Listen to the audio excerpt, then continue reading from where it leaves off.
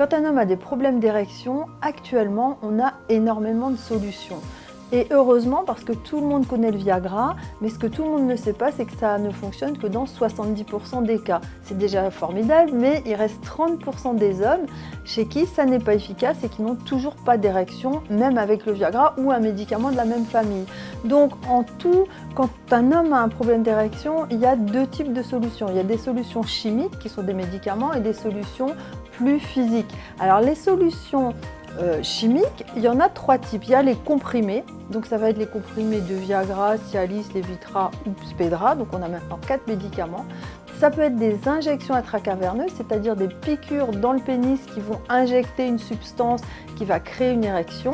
Et en troisième, ça peut être des substances qu'on met à l'intérieur de l'urètre, c'est-à-dire qu'on fait rentrer au bout du pénis par l'orifice où sort l'urine ou le sperme et qui vont déclencher des érections par la suite.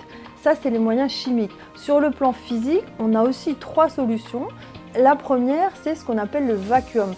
Ça agit selon le principe de la ventouse et on l'associe, cet appareil, à un anneau pénien élastique qui fait le principe un peu du garrot.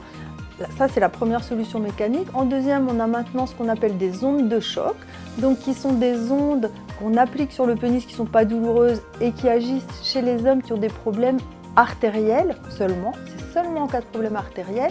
Et puis, on a ensuite, chez les hommes qui n'ont pas du tout d'érection, l'implant pénien qui peut être mis en place par un chirurgien au cours d'une opération. Alors tout ce que j'ai dit là, c'est en dehors des problèmes psychologiques. Parce qu'effectivement, on a aussi tout un versant psychologique des problèmes d'érection, la peur de ne pas avoir d'érection, les remarques de la partenaire, les mauvaises expériences, etc. qui peuvent évidemment jouer aussi.